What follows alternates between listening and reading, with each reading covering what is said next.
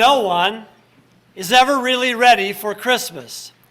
If we were really all prepared, if every gift we had contemplated had been obtained, if every present beautifully ribboned, if all the goodies our friends deserved were baked and cooled and stored just so, if each and every person we loved was gathered for our celebration, if we never snapped at someone we care about, nor stopped short of being all that we could be, if our minds were 100% loving and our hearts 100% generous, then truly we would be ready for things and we would not need Christmas quite so much.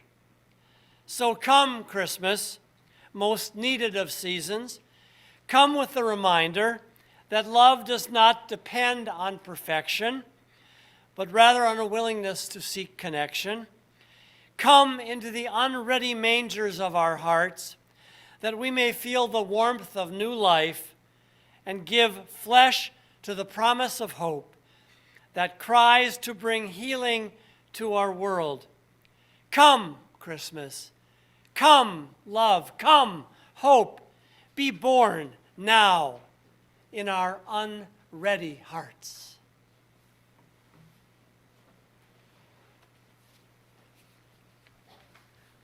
Good evening. Tonight's chalice lighting is adapted from the Reverend A. Powell Davies. Let us tonight open our hearts to Christmas.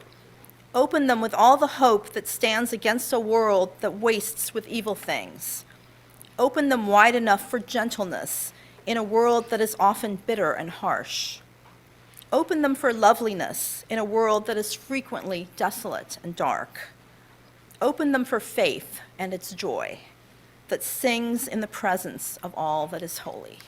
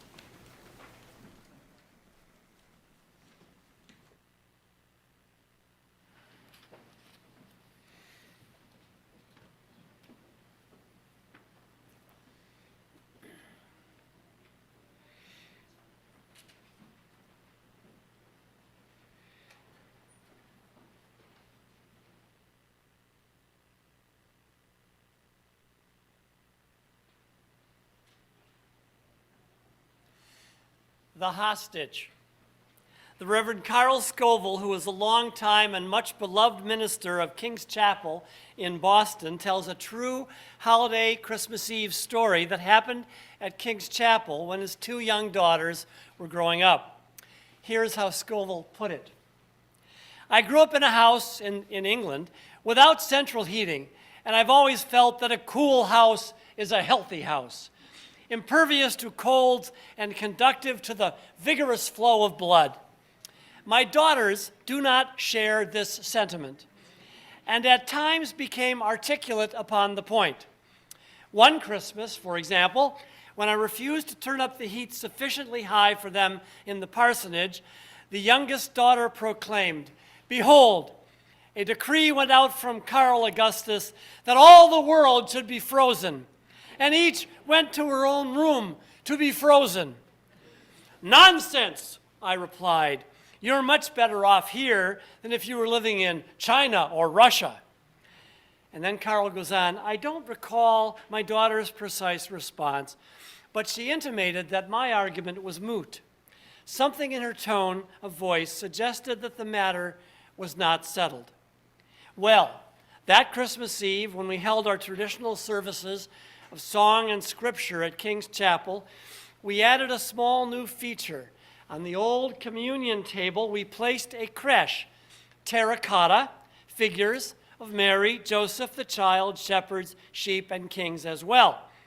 We had never had a creche in King's Chapel, which is a very conservative Unitarian church.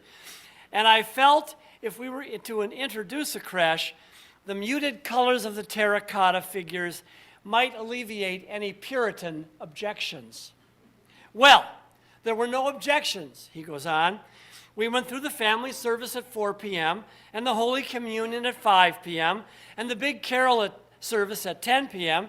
And I heard nothing but words of appreciation about the creche. But after the late service was over and I had finished greeting the crowd, our sexton spoke to me and said, "Reverend, I think you better come down to the front of the church." "What's the matter, Tom?" I asked. "One of the pieces of the creche has been stolen," he said.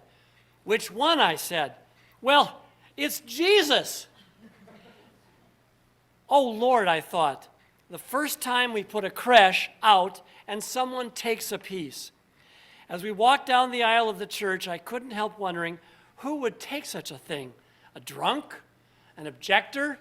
A prankster? Well, with the sexton, I got to the chancel and went up and looked at the creche and the missing baby Jesus, but underneath the creche was a little note of paper. And it read, "We've got Jesus! Turn up the heat 8 degrees in the parsonage and we'll return him for the morning service."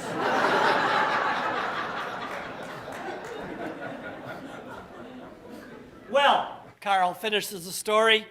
The heat went up at the parsonage, and the infant reappeared, and everything was returned to normal at King's Chapel. Well, not quite. The beloved despot of the Beacon Street parsonage sits a bit less certainly upon his throne. This is not surprising, Carl ends. No monarch, indeed no despot, can ever be so sure of his rule after a child has been born.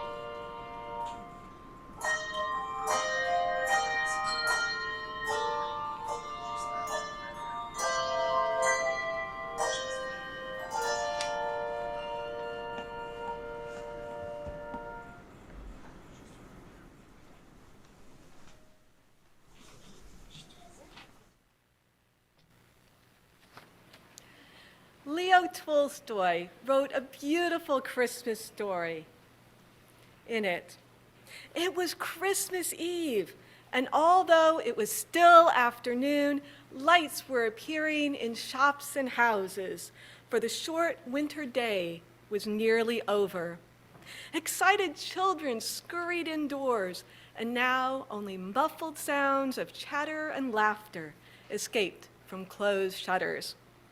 Old Papa Panov, the village shoemaker, stepped outside his shop to take one last look around. The sounds of happiness, the bright lights, and the faint but delicious smells of Christmas cooking reminded him of past Christmas times when his wife had still been alive and his own children little. Now they had gone. His usually cheerful face with the little laughter wrinkles behind round steel spectacles looked sad now. But he went back indoors with a firm step, put up the shutters, and set a pot of coffee to heat on the charcoal stove. Then, with a sigh, he settled into his big armchair. Papa Panov did not often read, but tonight he pulled down the big old family Bible, and slowly, tracing the lines with one forefinger, he read again the Christmas story. He read how Mary and Joseph, tired by their journey to Bethlehem, found no room for them in the inn, so Mary's little baby was born in the cowshed. Oh dear, exclaimed Papa Panov. If only they had come here, I would have given them my bed, and I would have covered the baby with my patchwork quilt. He read on about the wise men who had come to see the baby, Jesus, and bring him splendid gifts. Papa Panov's face fell. I have no gift that I could give him, he thought sadly. Then his face brightened. He put down the Bible, got up, and stretched his long arms to the shelf high up in his little room. He took down a small, dusty box, opened it, and inside was a perfect pair of tiny leather shoes. Papa Panov smiled with satisfaction. Yes, they were as good as he remembered, the best shoes he had ever made. I should give him these, he exclaimed, as he gently put them away and sat down again. He was feeling tired now, and the further he read, the sleepier he became. In no time at all, Papa Panov fell asleep, and as he slept, he dreamed. He dreamed that someone was in his room, and as sometimes happens in dreams, he knew exactly who it was. It was Jesus. You have been wishing that you could see me, Papa Panov, he said kindly. Then look for me tomorrow, for it will be Christmas Day, and I will visit you. But look carefully, for I won't tell you who I am. When at last Papa Panov woke, the bells were ringing, and light was coming in through the shutters. Bless my soul, said Papa Panov, it's Christmas Day. He stretched, and then his face filled with happiness because he remembered the dream. This would be a very special Christmas after all, because Jesus was going to visit him. How would Jesus look? Would he be a little baby as the first Christmas? Would he be a grown man, a carpenter, or a great king that he is, the God's Son? He must watch carefully the whole day long, though, so he could recognize him however he came. Papa Panov put on a special pot of coffee for his Christmas breakfast, took down the shutters, and looked out the window. The street was deserted. No one was stirring yet. No one, that was, except the road sweeper. He looked as miserable and dirty as ever. As well he should. Whoever wanted to work on Christmas Day? And such a raw and bitter, freezing day such as this. Papa Panov opened the shop door, letting in a thin stream of cold air. "Come in," he shouted across the street cheerily. "Come in and have some hot coffee to keep the cold out." The sweeper looked up, scarcely able to believe his ears. He was only too glad to put down his broom and come into the warm room. His old clothes steamed gently in the heat of the stove, and he clasped both his red hands around that warm cup of coffee as he drank. Papa Panov watched with satisfaction, but every now and then he looked out the window. It would never do to miss his special guest. "Expecting someone?" the sweeper asked at last. So Papa Panov told him about his dream. "Well, I hope the dream comes true," the sweeper said. "You've given me a bit of Christmas cheer I never expected. I'd say you deserve to have your dream come true." And he actually smiled. When he was gone, Papa Panov put on cabbage soup for dinner, then went to the door again, scanning the street. He saw no one, but he was mistaken. Someone was coming. The young woman walked so slowly and quietly, hugging the windows and shops and houses, that it was a while before he noticed her. She looked very tired, and she was carrying something. As she drew nearer, he could see that it was a baby wrapped in a thin shawl. There was such sadness in her face and the face of the baby that Papa Panov's heart went out to them. "Won't you come in?" he called. "You both need to warm by the fire and rest."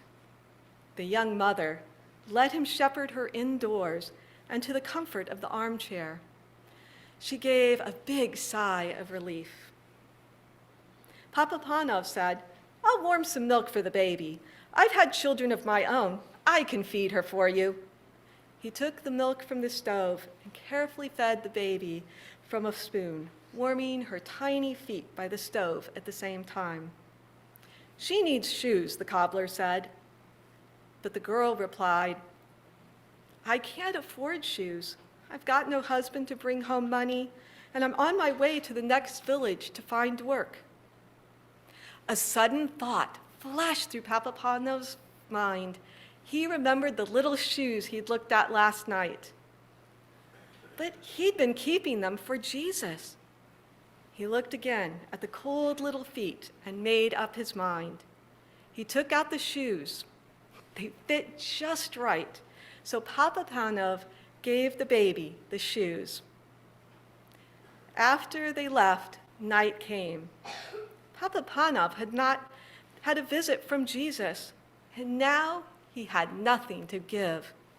He went to bed feeling unhappy and very foolish.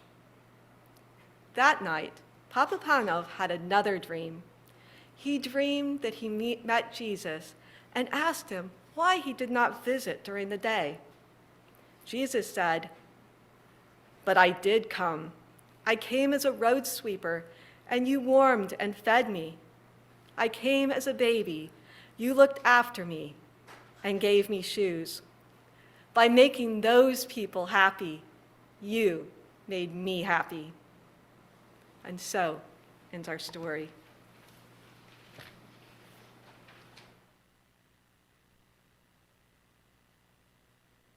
Please rise in body or spirit and join us in singing Angels We Have Heard on High.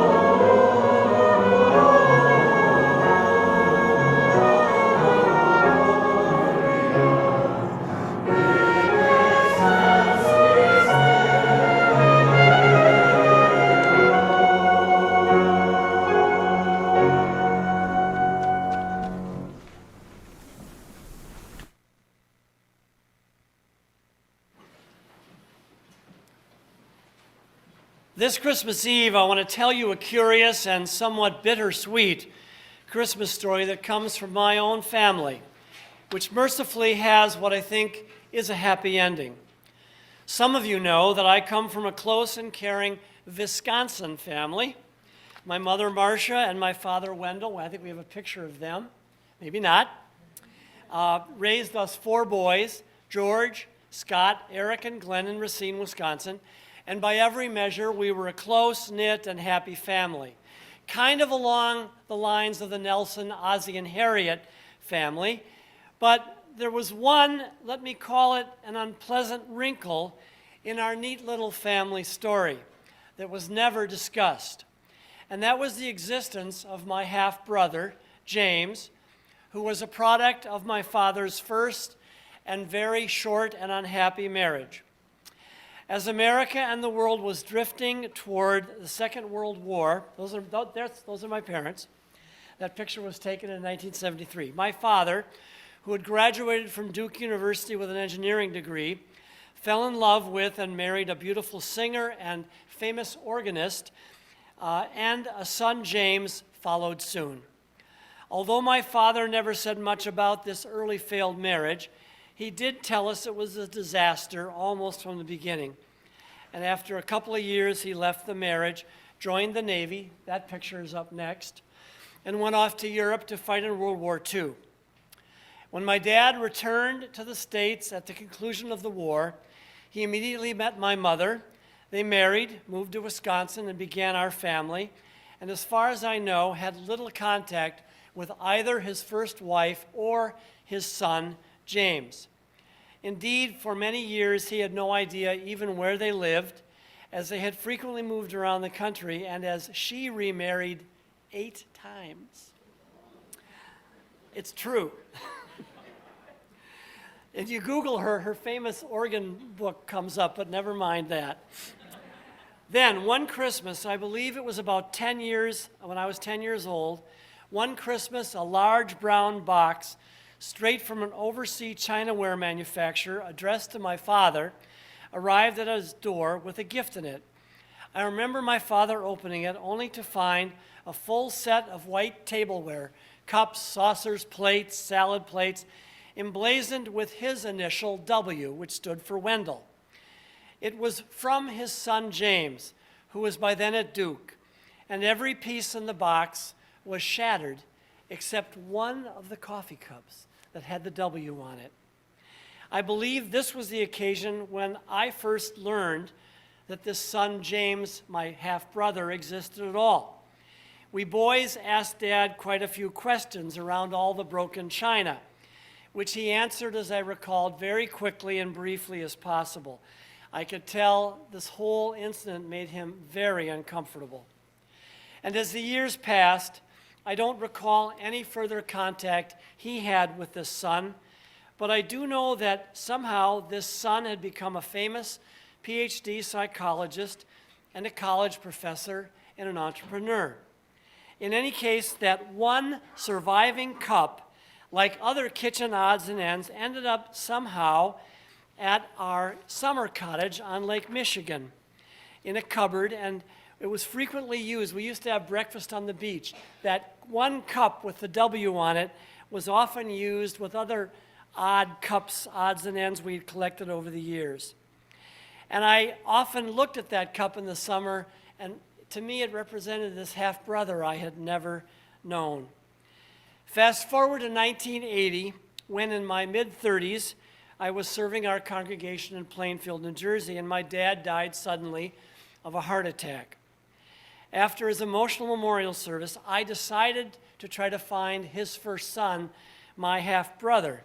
Knowing he was a psychologist, I called the American Psychological Association offices in Washington, D.C., and they said, in fact, they did have a Dr. James Alexander, a tenured professor at the University of Utah, and they gave me his office phone number, which I immediately dialed, and it rang a few times, and suddenly this voice came on, Dr. Alexander.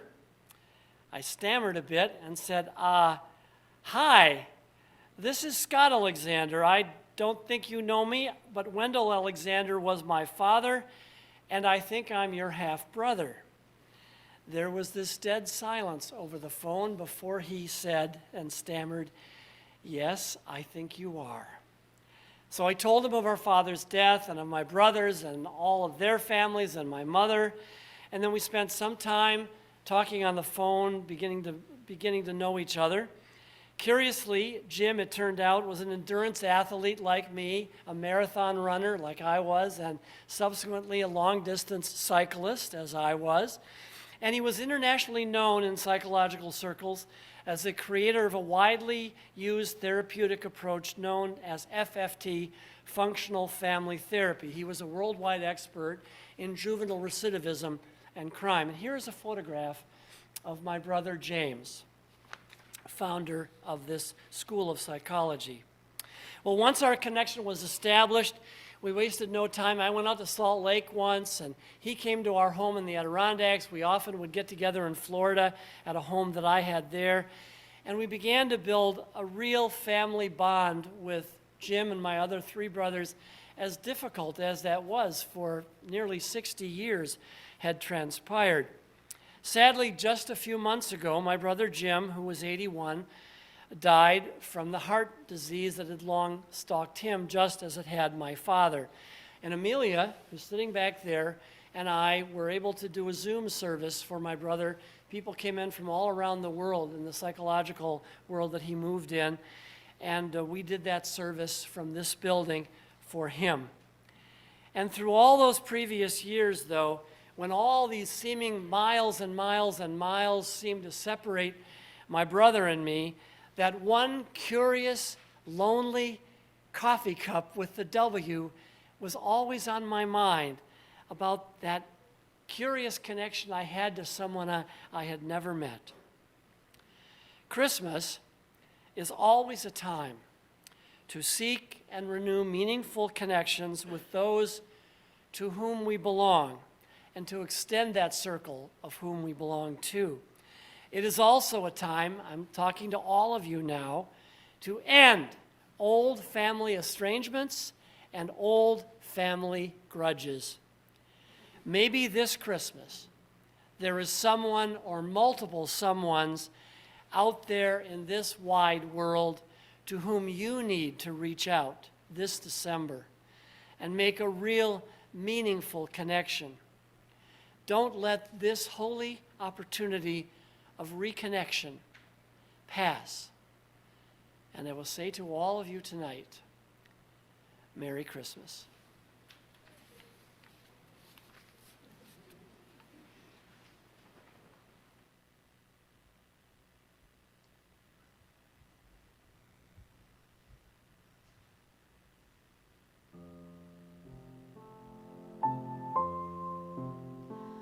Amid the roses Mary sits and rocks her Jesus child, while amid the treetops sighs the breeze so warm and mild.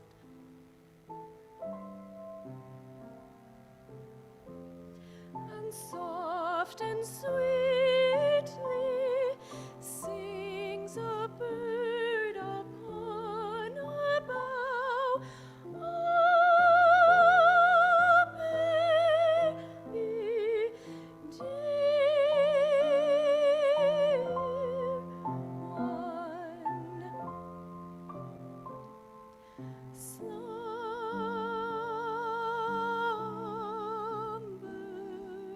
now.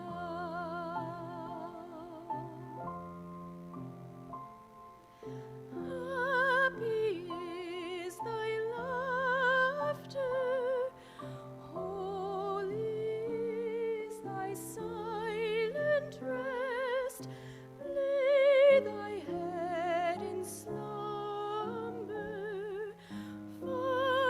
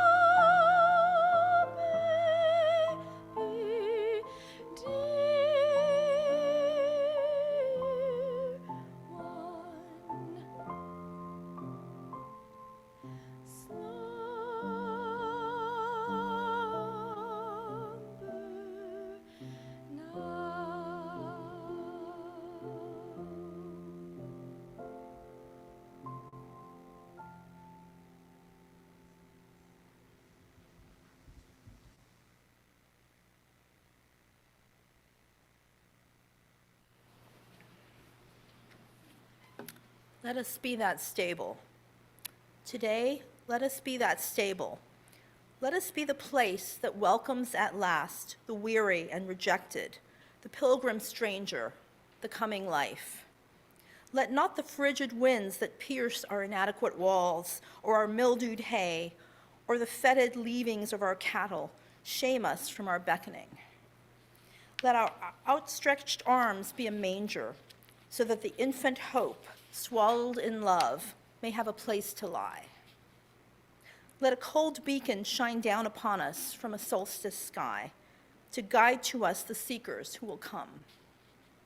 Let the lowly shepherd and all who abide in the fields of their labors lay down their crooks and come to us. Let the seers, sages, and potentates of every land traverse the shifting dunes, the rushing rivers, and the stony crags to seek our rude frame. Let herdsmen and high lords kneel together under our thatched roof to lay their gifts before wonder. Today, let us be that stable.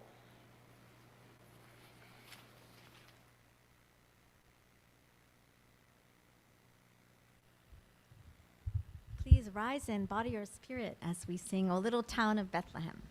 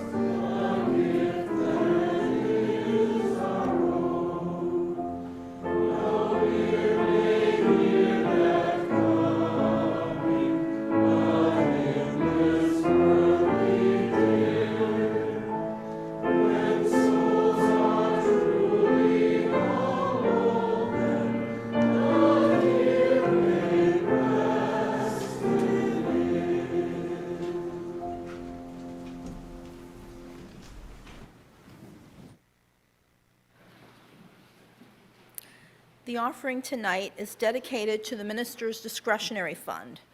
This special fund is used to provide financial support to UCR members and friends in time of need and to support other emergency requests in the larger Reston community. All of tonight's offering will go to the minister's discretionary fund. You may make your donation at the link in the chat and on your order of service by entering your donation into the minister's discretionary fund donation box in the online form. You can also write a check to UCR with minister's fund in the memo line, and of course, cash is always accepted. Thank you so much for your generous support to our community.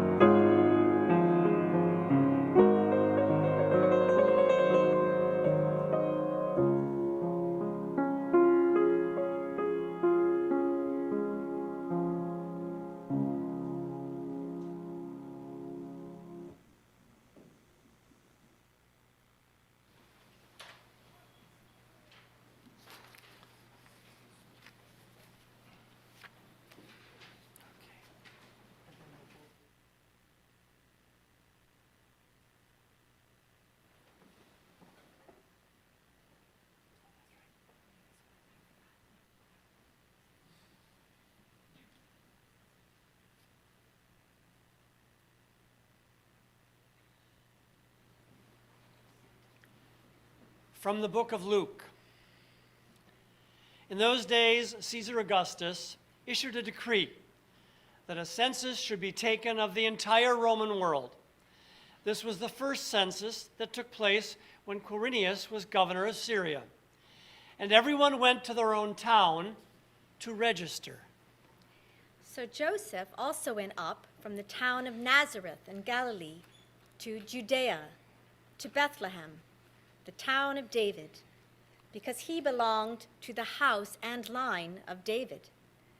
He went there to register with Mary, who was pledged to be married to him and was expecting a child. While they were there, the time came for the baby to be born, and she gave birth to her firstborn, a son. She wrapped him in cloths and placed him in a manger, because there was no guest room available for them.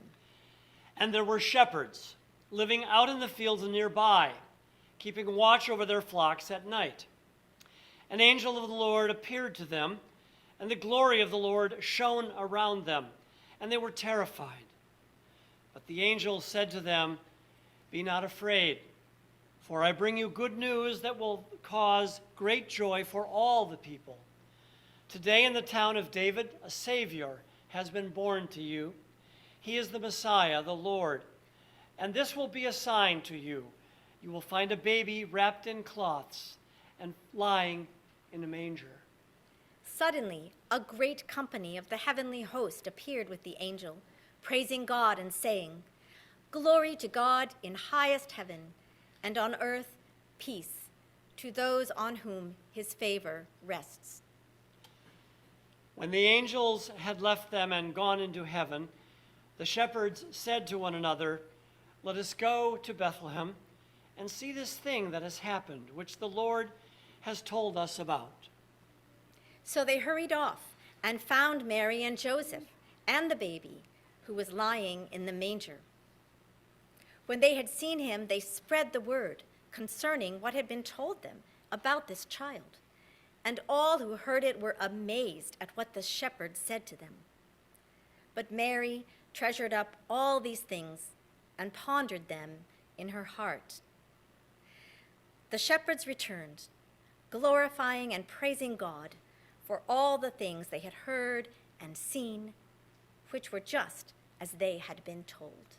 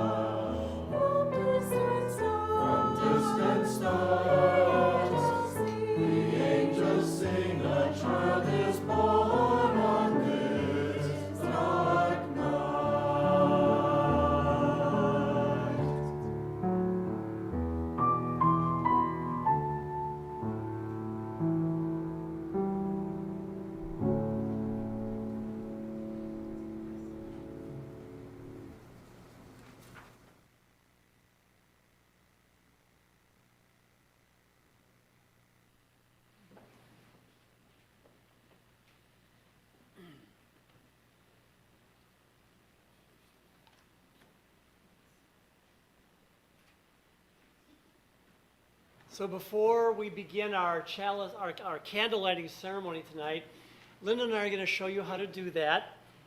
There will be someone who has the flame, and they will hold their candle upright, and you will dip yours into that. And then the next person will dip theirs into that. So we don't have wax all over each other.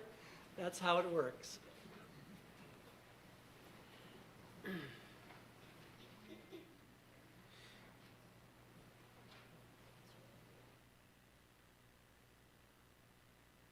We will begin our candle lighting ceremony for Christmas Eve. The lights in the sanctuary will be turned down, and we'll be sitting together in the dark with just a few candles flickering here on the chancel. Our pianist will begin softly playing Silent Night, and you'll be then invited to light your candle to share the light. When each of us lets our candle shine into the darkness, a miracle will happen. This darkened room will be transformed into a place of great light. After all our candles are lit, Reverend Scott will invite us to sing Silent Night together, and when the song is over, to pause for a moment of silence. Bruce, hold on for a second, will you please? Okay. And we'll have a moment of silence when we're finished to reflect on our community and connections with one another and all humanity. By themselves, our individual candles cannot light this room, but together a great light is possible, and so it is with our living. Alone and isolated, each of us can do little to change the world, really, but together, with a shared vision and purpose and with compassion, we can help give shape to a new and better world. As our candle glow fills this room tonight, may we quietly take into our hearts the enduring dream of Christmas, the dream that was given birth more than 2,000 years ago, the dream that refuses to die even under the groaning agonies of all the centuries. The dream that together humanity can find a way to greater peace, greater justice, greater mercy, compassion, and love. And let each of us never forget that all year long, both individually and together, we are free by the gentleness of our hands and the generosity of our hearts to bring light to the world, thereby helping make Christmas true. So Linda and Bruce will now pass the light down right and left.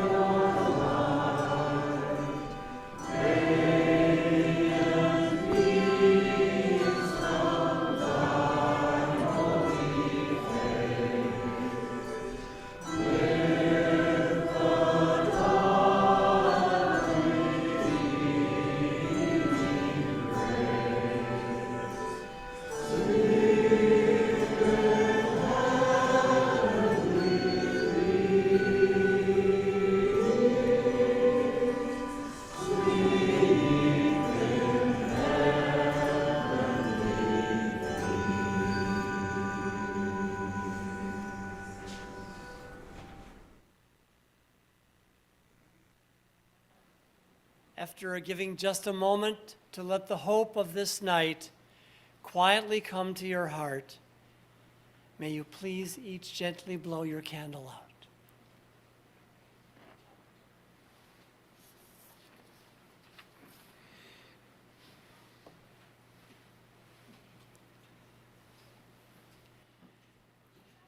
And I send you on your way this Christmas and every day of the year with this. May the love of this season be with you through all the days of the year and give you strength and courage and hope. May the peace of this season be ever with you and bring you comfort and grace. May the lights of this season shine in your hearts and bring you happiness and much laughter. May the joy that is in you be shared with others, and may you be blessed by what comes back to you. Merry Christmas.